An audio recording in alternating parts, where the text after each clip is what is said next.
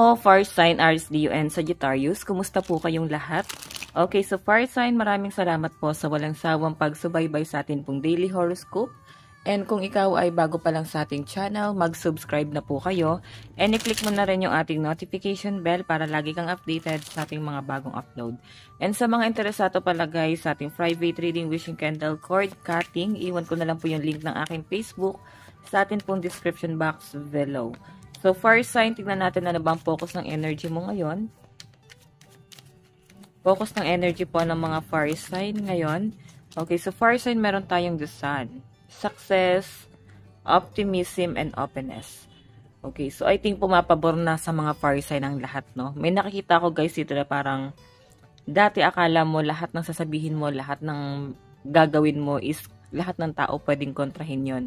Pero ngayon kasi guys, ang malinaw na pinapakita sa akin dito. Okay? Parang nagkakaroon na ng direksyon or sense lahat ng mga sinasabi mo or opinion mo. So, parang napapakinggan ka na. Okay? Pwedeng sa relasyon mo or pwedeng sa company, binibigyan ka ng boses. Kasi nakikitaan ka nila na, ay, marunong to, no? Magandang speaker tong taong to. Magaling tong mag-deliver ng message. Okay? So, pwedeng may promotion, pwede guys na maganda-ganda yung makukuha mong trabaho kung ikaw ay mag-change ng career, kung magde-decide ka, no? Kasi guys, itong The Sun, new beginning, napakaganda niyan, success, and maring ma-achieve mo pa yung mga bagay na gusto mo, isa sa mga gusto mong ma-achieve sa buhay mo, okay? So, Fire Sign, ayan, hindi ka nag-iisa dito, oh. Pwedeng makukuha mo lahat ng success mo kasama yung taong mahal mo. Okay, tignan pa natin. Overall energy.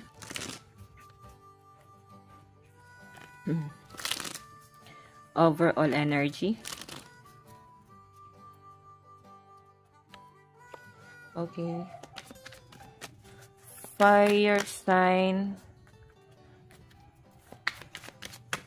So guys, meron tayong marionette. Ayan. Siguro may toxic energy na malapit sa'yo ngayon.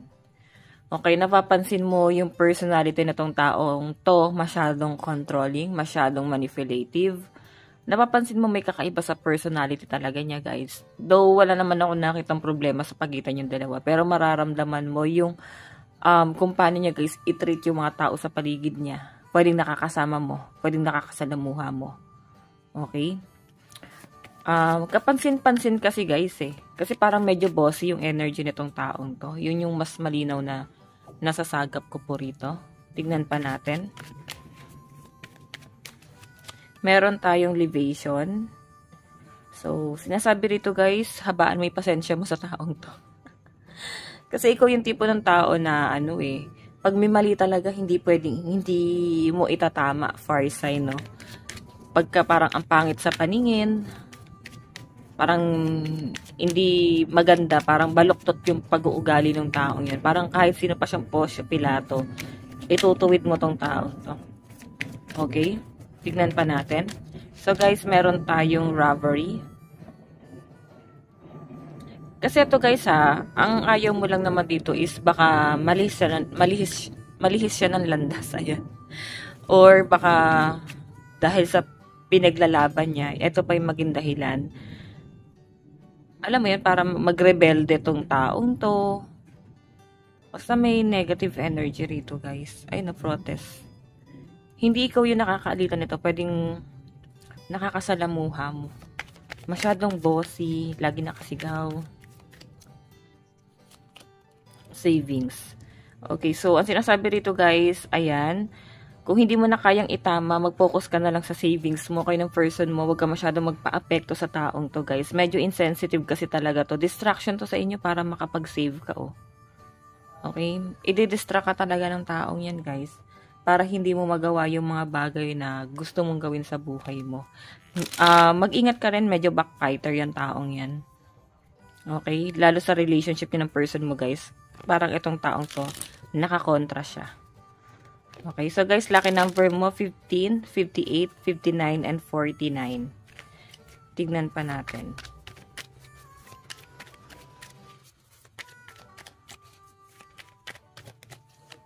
Meron tayong 6 of Cups.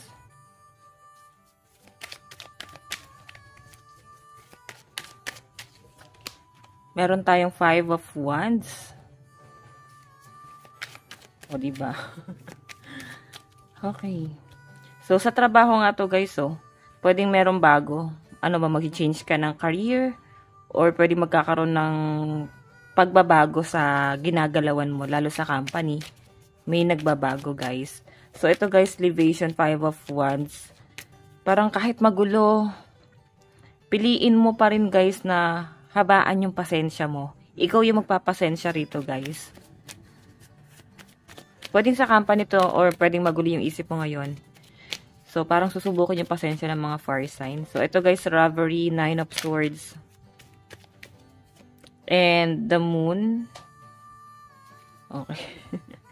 So, yung Reverie, siguro mapagdududahan mo guys yung mga tao sa paligid mo. Like, ano ba yung intention nila? Ginagamit ka ba nila? Or inuutakan ka ba nila? Kasi mabilis kang magtiwala. Okay, nagtitiwala ka kasi alam mo naman guys, or kilala mo tong taong to. So, yan guys, Reverie na to. Tapos itong 9 of Swords. Pwede kasi guys na magdulot sa inyo ng matinding stress or depression. Pag sobra-sobra kayo guys magtitiwala. Or sobra nyo guys, i-attach yung sarili mo dun sa taong yun na walang malasakit guys. Okay, kahit anong gawin nyo rito guys, hindi nila yan ma-appreciate. Wala silang appreciation. Ni thank you nga, hindi mo maririnig sa taong yun. Okay? So, meron tayo guys, Savings and the Moon. So, ito guys ha, sa partner mo to guys, huwag ka basta-basta magtitiwala daw kahit sa partner mo. Kasi the Moon, ito guys, secret eh. Okay? May mga bagay dyan na tinatago pa rin nila, lalo na pagdating sa pera. Or pwede naman guys na hindi sa partner, pwedeng sa magulang mo. Kasi ito magulang to, or pwedeng sa kamag-anak, basta malapit sa inyo. Huwag kayo basta-basta magtitiwala sa pera. Or magsasend ng pera doon. Nakikita ko kasi guys, yung parang baka magamit ka. Paikutin ka. Damo no, iba yung intention eh. Ang habol nila guys, magamit ka. Okay? Hindi nila habol na makuha yung loob mo. Ang habol nila rito guys, saan sila magbe-benefits sa inyo, sa pera, sa kakayahan mo. Or pwede rin naman guys kung ano yung kaya mong gawin, like may mga connection ka or may power ka. So, alam mo yun yung nasasagap ko dyan. Okay? Kung ano yung mabe-benefits nila sa inyo. Tignan po natin guys, ano yung advice.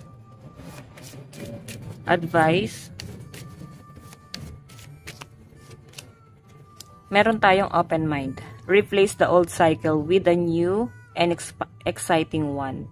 Diba? Umalis na fire sign sa past. No, wag niyo na guys isipin pa. Wag na kayo mag-hold back doon. So, ang sinasabi rito guys, palitan mo ng bago na something na nakaka-excite and mas challenging. Or mas passionate ka dun sa bagay niyo. Kahit sabihin natin na-challenge ka, gusto mo yung ginagawa mo. Okay, so fire sign, ito lang po ang inyong reading bukas po ulit. God bless and love you all. Bye-bye po.